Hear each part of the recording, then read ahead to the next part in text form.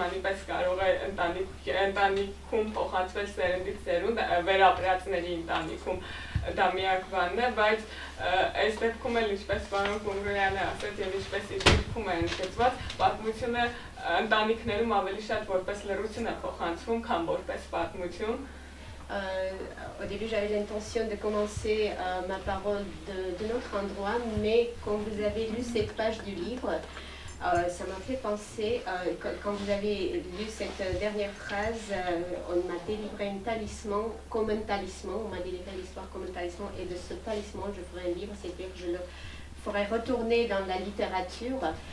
Je me suis rappelée d'une scène dans le livre où la fille venant d'une famille d'origine arménienne épouse en Suisse et la maman du Suisse lui fait en cadeau un talisman, un bijou. Et ce que pense la fille, c'est que dans sa famille, ce ne serait pas possible parce qu'il n'y a rien qui reste.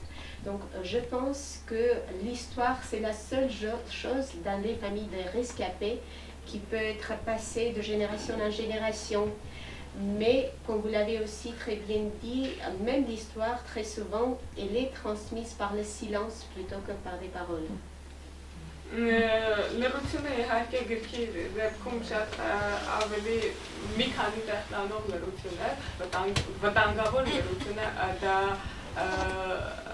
ինչպես հասկացվում է մի տեքստից, որտեղ Մեհմեթը կարծես թե մեղադրում է աղջկան Անուշին ու ասում է ցեղասպանությունը 100 տարի առաջ է եղել, բայց դուք այնպես եք դες պահում, կարծես դա 3 տեղի ունեցած լինի, Անուշն էլ ասում է պես պաթետիկ հրապարակախոսական ոճով ասում է դա եթե ամբողջ աշխարհը լռում է, եթե ժխտում եք, պարզ է որ ավելի անընդհատ շարունակաբար թարմ է մնալու եւ լռությունը իհարկե առաջին հերթին դա աշխարհի եւ Թուրքիայի լռությունն է, բայց ինչպես հասկացանք, այդ լռությունը նաև ընտանիքների ներսում է ու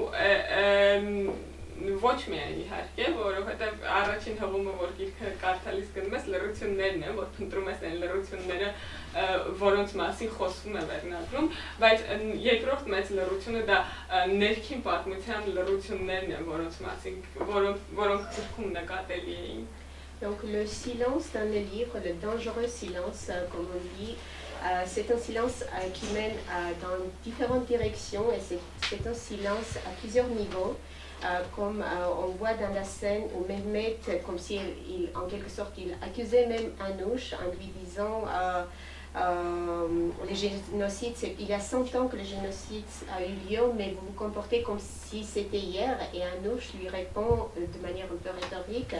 Si la Turquie se tait, si elle garde le silence, si le monde entier garde le silence, il est naturel que cela revienne et que cela reste toujours frais. Donc on comprend qu'un des grands silences du livre, c'est le silence de la Turquie et du monde, mais c'est aussi d'autres silences. Donc dès qu'on lit le titre, on commence à chercher des références du silence dans le livre et donc on en trouve beaucoup. Et on comprend qu'un des dangereux silences, c'est aussi le silence de l'histoire interne qu'on garde en soi et qu'on ne dit pas. Absolument, absolument. Ու այս լռության կոնցեպտի մասին, որ առանցքային էր գրքի համար, դա բնականաբար վերնագրից հղվելով, շատ հետաքրքիր մի կառույց կա գրքում, որ հորաքույրը Արթուրին պատմում է իր կենսագրությունը եւ ասում որ զարմանում է Զարմիկով թե ինչի ես մինչեւ հիմա դա չգիտեի եւ ասում է վերապրողների ընտանիքը երկու կարևոր կանոն ունի նախ երբեք մի նայիր ետ երբեք մի նայիր դեպի անցյալ եւ երկրորդ ինչ էլ պատահի գնա առաջ կյանքը այն է ինչ արժևում է ոչ թե այն ինչ մնացել է հետևում. Donc le silence, comme on comprend dès le titre, est primordial dans le livre. Et le livre a une construction assez intéressante. On le voit dans la scène où la tante Becker raconte sa vie à Arthur, qui s'étonne et qui dit « Je ne connaissais pas tout cela de ta vie ».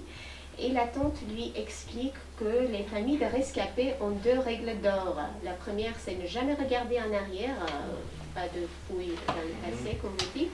Et la deuxième, quoi qu'il en soit, il faut aller de l'avant. C'est-à-dire, la vie est ce qui se passera après. Ես քանի որ ամեն մեկս մեր ընթերցման առանցքում ենք, ես վերջին շրջանում ավելի շատ ինքնության հարցերն են հետաքրքրում եւ այս ինքնության հարցերի շրջանակում եմ տրամաբանորեն կարդացել գիրքը ու շատ կարևոր էր այս դեպքում սփյուռքահայի վերապրողի ավելի կոնկրետ ոչ թե պարզապես սփյուռքահայի ինքնության հարցում դա ինքնության կոնտեքստում այս երկու ձևակերպումները, որ ամեն կերպ պատմությունը այնպես ապրես, կարծես պատմություն չի եղել եւ պատմությունը լռության մատնել, որովհետեւ երեխաները կարծես թե չգիտեին, չէ, ինչ է կատարվել իրենց հոր հետ եւ թորմել ինչ որ շատ աղոտ պատկերներ գիտեր, որ հետո ինքը պատմեց ծնողներին, նույնիսկ լեզվի իմաստով չի ցանկանում հայրը, որ երեխաները լեզուն իմանան ու կներեք մի քիչ երկար ասում, չգիտեմ քիչ չէ, ու ես վերջին շրջանում կարդում եի սփյուռքահայ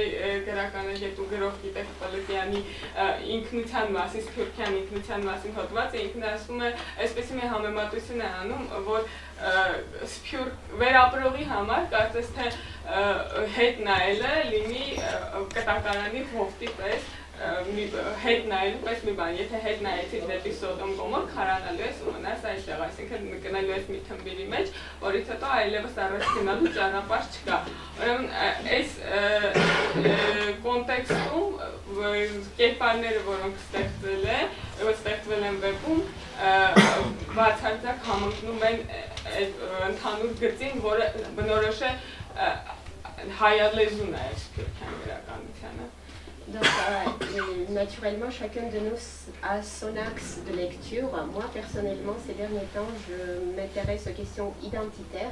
Et c'est dans ce contexte-là que j'ai lu le livre. Il était très intéressant pour moi de voir ces deux formulations, ne jamais regarder en arrière et regarder toujours en avant. Cette idée de...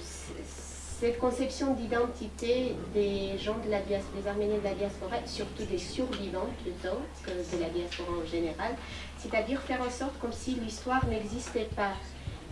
D'ailleurs, on le voit dans le roman, le père n'avait pas voulu que les enfants apprennent l'arménien. Le petit-fils lui-même, il ne voulait pas apprendre l'arménien, il connaissait très peu de choses de leur histoire. Et je lisais dernièrement donc un texte d'un critique littéraire et essayiste français d'origine arménienne, M. Belédian, qui dit que pour les survivants, regarder en arrière, c'est comme si on reprenait cette scène biblique où, en regardant en arrière, en voyant Sodome et Gomorrhe, on allait se pétrifier. Donc il fallait surtout ne pas regarder en arrière, et toujours aller de l'avant. Et comme si c'était devenu un des fondements de la question identitaire des survivants dans la diaspora.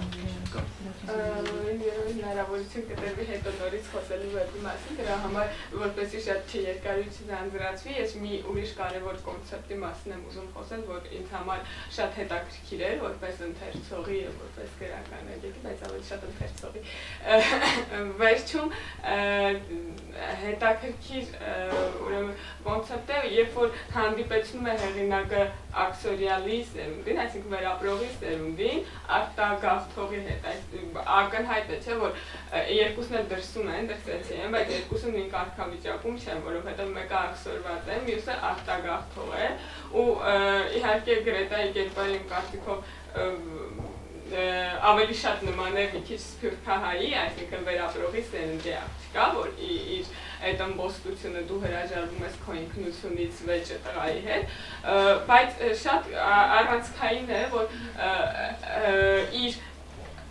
լեզուն չկրող, որովհետև լեզուն ամենակարևոր բանն է, որ կապում է սփյուռքահային Արևմտյան Հայաստանի, Թուրքիայի Հայաստանի հետ լեզուն չկրող կերպարին, իբրև հայրենիք լեզուն չկրող կերպարի համար հեղինակը տեսնում է այս Հայաստանը, այսինքն Հայաստանի Հանրապետությունը եւ վերադարձնում է արտագաղթողի հետ, այս դեպքում արդեն հետ այս Հայաստանի իր կերպարների։ Et donc, pour ne pas faire trop long, je vais parler juste d'un autre concept qui pour moi est très important. C'est quand, à la fin, l'auteur fait rencontrer le descendant des exilés, des survivants, et la descendante, la descendante des Arméniens qui est, elle, émigrée. Donc c'est deux situations complètement différentes parce que l'un est donc un descendant des exilés qui n'est pas la même chose qu'être émigré volontairement. Mais d'ailleurs pour moi le personnage de Greta ressemble quelque part plutôt à une descendante de la diaspora que de l'Arménie, surtout quand elle se révolte, quand elle voit que le garçon avait voulu cacher ses origines. Mais ce qui est plus important, c'est que donc l'auteur fait revenir ce garçon dont la patrie historique est quand même l'Arménie occidentale, l'Arménie de Turquie, et qui n'est pas porteur de langue. Il voit quand même sa patrie et son avenir dans l'Arménie actuelle. Et il le fait revenir dans cette Arménie par le biais d'une Arménienne qui est, elle, porteur de langue. Oui, oui, c'est juste, c'est très juste. Oui, oui. Դրականի մասին որ խոսեցինք, այնուամենայնիվ կարևոր է որ վեպում նաև այս խնդիրների ինքնության հետ անդադ Ժոզեֆը ինքնության խնդիրների հետ բախում ունի, չի ուզում գրել հայր հեղինակի մասին, որովհետև մռայլ է սև եւ այն չի ուզում ճանաչել եւ այլն, բայց շատ կարևոր է որ նաև լուծում ունի հեղինակը, որովհետև վերջում Ժոզեֆը արդեն մտածում է որ ես ոչ թե պետք է մտածեմ որ ես ոչ շվեյցարացի եմ, ոչ հայ, այսինքն ոչ այստեղից եմ, ոչ այնտեղից, այլ ես պետք է մտածեմ, որ դրանք երկուսն էլ իմն են եւ այդ երկուսի հարստությունը վերցնեմ, ոչ թե մտածեմ, որ ոչ մեկը իմը չէ։ Et donc en revenant au positif qu'on avait dit au début, puisque dans le livre tout n'est pas noir, tout n'est pas triste, bien évidemment on voit Joseph se heurter de temps en temps ou tout le temps à ses problèmes identitaires. Il ne veut pas prendre un auteur comme thème, comme sujet de son travail à l'école, un auteur arménien parce que c'est triste, parce que donc c'est catastrophique, etc. Mais ce qui est bien, c'est que vous avez aussi la solution.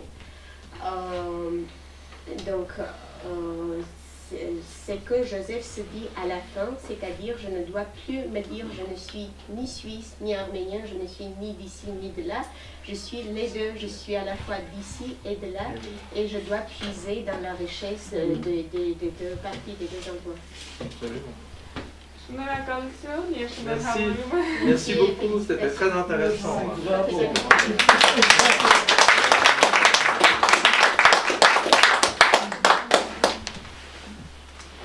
Peut-être une dernière toute petite anecdote pour terminer. Ah, si vous avez encore une question, oui, allez-y. Poser une Allez-y. question.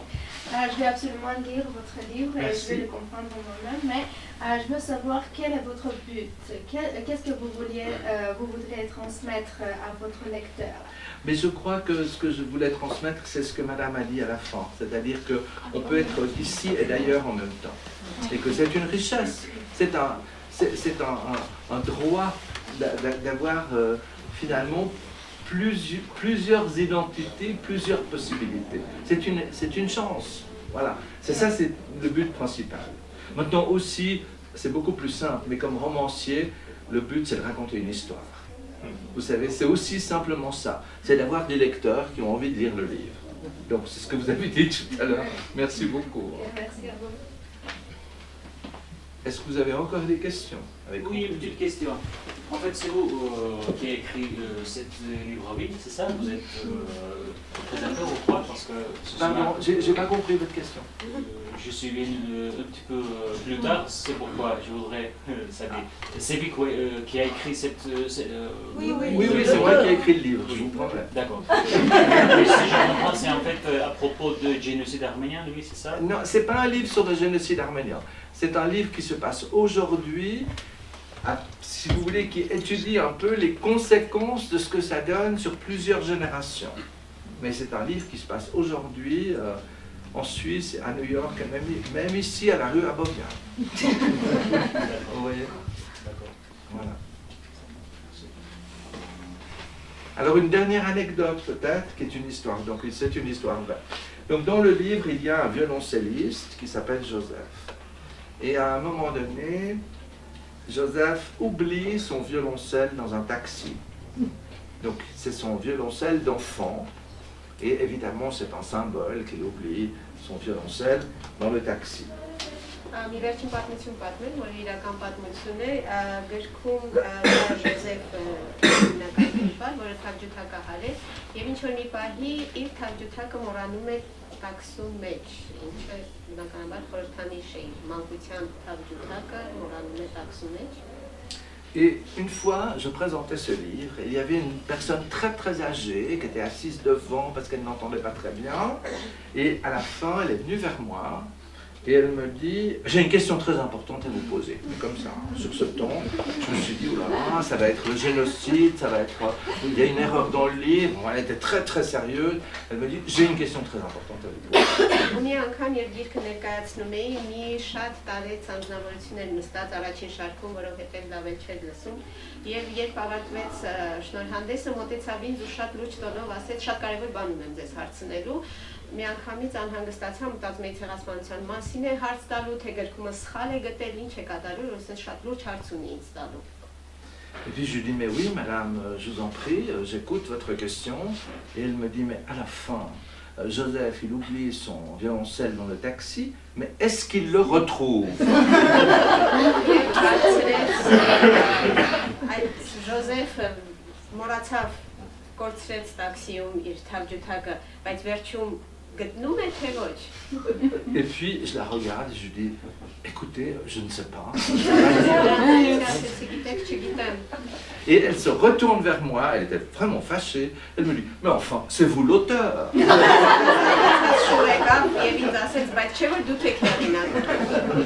Voilà. Très bien. Merci, merci Anaïd, elle a non seulement traduit le